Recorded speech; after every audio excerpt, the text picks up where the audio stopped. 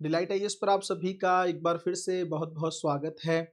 तो यूपीएससी 2026 को लेकर इस समय आप लोगों के मन में एक बहुत बड़ा सवाल ये है कि कितनी सीटें 2026 के एग्ज़ाम में आने वाली हैं। हम लोग थोड़ा साइंटिफिक तरीके से इस चीज़ को समझने की कोशिश करेंगे, पिछले 5 सालों के ट्रेंड को भी देखेंगे, कब यूपीएससी का फॉर्म आ रहा है, कब तक आपको अप्लाई करना है, किन-किन चीज़ों का ध्यान रखना है, वैकेंसीज़ को लेकर कौन-सी खुशखबरी आपके लिए हो सकती है, इन सारी चीज़ों को लेकर हम लोग थोड़ा अच्छे से बात करने वाले हैं। सबसे पहली चीज़ तो मैं आप लोगों को बता दूँ कि एक सवाल आपके मन में ये होगा कि सर वैकेंसी से फ़र्क क्या पड़ता है? कितनी भी सीटें आएँ हमें क्या फ़र्क पड़ता है? हमें तो एक ही सीट चाहिए और उसके लिए ही हमें तैयारी करनी है। देखो बच्चों वैकेंसी का फ़ायदा ये रहता है कि अगर मान लीजिए मैं आपको एक बात कहूँ कि यूपीएससी जो है मेंस एग्ज़ामिनेशन में उतने ही ज़्यादा लोग लेगा जितनी ज़्यादा वैकेंसीज़ होंगी।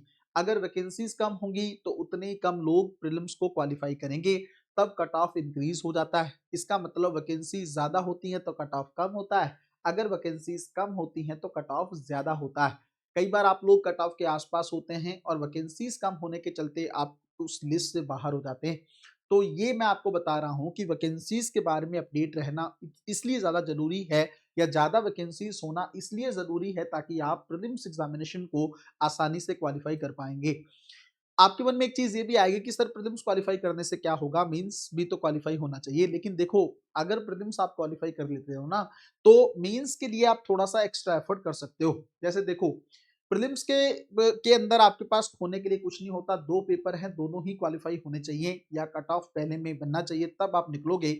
मेंस के अंदर आप अगर एक पेपर में अच्छा नहीं कर पा रहे हैं, तो आप थोड़ा और बेहतर करके दूसरे पेपर में नंबर खींच सकते हैं, तीसरे में खींच सकते हैं, ऑप्शनल में अच्छा कर सकते हैं। कहने का मतलब आसान भाषा में ये है कि मेंस में कम से कम आपके पास मौका होता है, एक पेपर अगर खराब हो गया तो दूसरे पेपर में चीज़ें बेटर कर सकते हो, प्रीलिम्स में वो चीज़ें नहीं होती, इसलिए प्रीलिम्स को क्वालीफाई करना ज़रूरी है और प्रीलिम्स तभी क्वालीफाई होता है जब वैकेंसीज़ ज़्यादा होती हैं, ठीक है? अब हम लोगों ने इस चीज़ को देखा, इसलिए ज़्यादातर बच्चों के मन में ये रहता है कि वैकेंसीज़ कितनी आने वाली हैं, कितनी सीटें रहेंगी, इस चीज़ को लेकर एक मन में लगातार दुविधा बनी रहती है। तो अगर हम लोग देखें थोड़ा-सा पिछले 5 सालों का ट्रेंड, तो 2021 में अगर आप देखेंगे तो आपको दिखेंगी 712 सीटें आई थी 2021 में और ये मुझे लगता है पिछले 5 सालों में सबसे निचला स्तर है वैकेंसीज़ का। इस साल जो है सरकार की तरफ से अब आपको पता ही है कि सीटें तय करने की ज़िम्मेदारी सरकार की है। नोटिफ़िकेशन यूपीएससी ज़रूर निकालता है लेकिन डीओपीटी जो अपडेट उनको देता है, उसी के आधार पर सीटें जो हैं निकलती हैं। तो 712 सीटें थी इसका मतलब और इस साल अगर आप देखेंगे तो आपको कट ऑफ भी बहुत ज़्यादा जाती हुई दिखेगी यूपीएससी की। दूसरा अगर 2022 में देखें तो यहाँ से एकदम 300 सीटों का इज़ाफ़ा होता है, इवन 300 सीटों से ज़्यादा ही आप देखेंगे, 310 के आस-पास सीटें यहाँ बढ़ती हैं। 2022 में ये सीटें बढ़कर हो जाती हैं 1022। ये बड़ा अच्छा प्लंज था और इसके चलते कट ऑफ भी कम हुआ और ज़्यादा लोग प्रीलिम्स क्वालीफाई कर पाए। इसका मतलब आईएएस बनने का कई लोगों का सपना पूरा हुआ। उसके बाद अगर हम लोग 2023 की बात करें तो आपको सीटें दिखेंगी 1105। इसका मतलब यहाँ पे सीटें और ज़्यादा आई हैं। यहाँ पे सीटों की संख्या में और लगभग 100 के आसपास यहाँ पर बढ़ोतरी देखने को मिली, तो ये भी एक अच्छा ट्रेंड था। उसके बाद अगर हम लोग 2024 में देखें तो आपको सीटें दिखेंगी 1056। इसका मतलब यहाँ जो है एक डाउनफॉल देखने को मिलेगा, लगभग 50 के आसपास सीटें जो हैं यहाँ फिर से कम कर दी गई। तो अगर हम ट्रेंड देखें तो कभी ट्रेंड कम हो रहा है, कभी ज़्यादा हो रहा है, कभी कम हो रहा है, कभी ज़्यादा हो रहा है, कुछ ऐसा चल रहा है। और यहाँ पे अगर हम लोग 2025 की बात करें तो ये सीटें आपको देखने को मिलेंगी 980 के आसपास, 979 के आसपास और ये ट्रेंड भी अगर आप देखेंगे तो आपको 2024 की तुलना में थोड़ा कम जाता हुआ दिखेगा। इसका मतलब 2023 में 23 से 2024 में सीटें कम हुई, 2024 से 2025 में सीटें कम हुई। अब बात ये है कि 2026 में क्या होगा? क्या सीटें बढ़ेंगी या सीटें कम होंगी? ये सवाल सबसे ज़्यादा आप लोगों के मन में इस समय आ रहा होगा। सबसे पहली चीज़ तो मैं आप लोगों को बता दूँ देखो, अब ऐसी कोई स्पेसिफिक इन्फॉर्मेशन तो होती नहीं, है ना? ऐसा तो है नहीं कि यूपीएससी पहले बता देगा, समय भी अब कम बचा है। 14 जनवरी को यूपीएससी का फॉर्म आने वाला है, 14th ऑफ जनवरी 2026 को यूपीएससी का फॉर्म आने वाला है।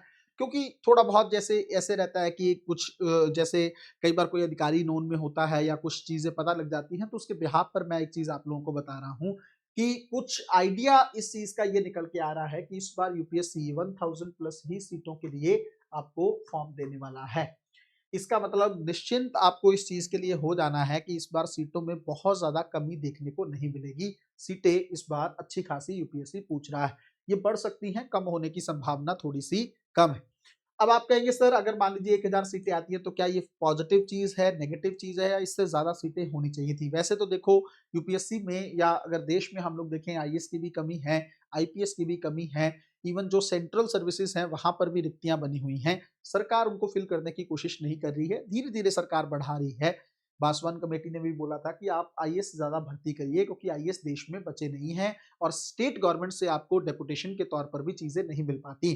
तो इस तरह की चीजों के चलते सरकार को पता है कि अब दबाव है, सेंट्रल गवर्नमेंट को भी चाहिए कि भाई ऑफिसर होने चाहिए, आईबी के लिए चाहिए, सीबीआई के लिए चाहिए। तो इस तरह की एजेंसीज के लिए स्टेट गवर्नमेंट से आईएएस आईपीएस अधिकारियों को बुलाया जाता है। बट अगर स्टेट के पास ये अधिकारी नहीं होंगे तो सेंट्रल गवर्नमेंट में डेपुटेशन के तौर पर स्टेट किसको भेजेंगे? तो इस चीज के लिए अभी आईएएस की नीड है।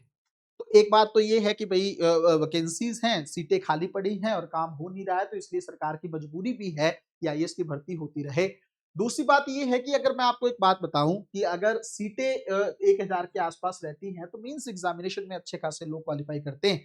प्रीलिम्स में कट ऑफ थोड़ा सा कम रहने की का जो ट्रेंड रहता है वो लगातार कंटिन्यू आपको देखने को मिलेगा।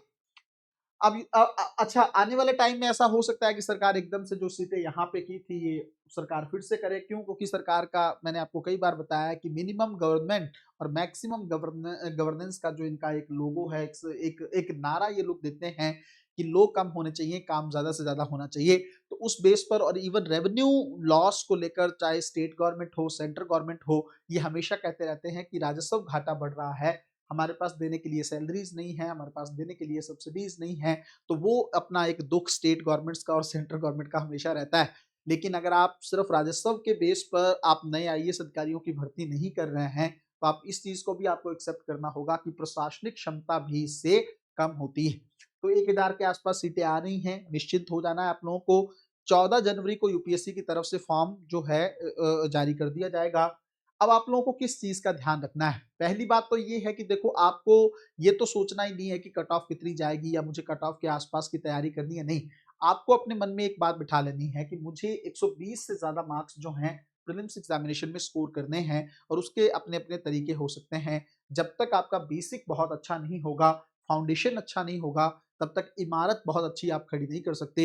एनसीईआरटी को बहुत अच्छे तरीके से करते हुए जहां से भी आप तैयारी कर रहे हैं, चाहे नोट्स हैं, प्रिंटेड नोट्स हैं, उसको बहुत अच्छे तरीके से आपको तैयार करना होगा। इवैल्यूएशन खुद का करवाना होगा। पर्सनल बेस पर आप किस सब्जेक्ट में अच्छे हैं, किस में बुरे हैं, ये मेंटोर के बिना पॉसिबल नहीं है, तो वो काम आपको करना होगा। उसके अलावा आपको ये ध्यान रखने की जरूरत है कि नेगेटिव मार्किंग को कम से कम करने की कोशिश आप लोगों को करनी है।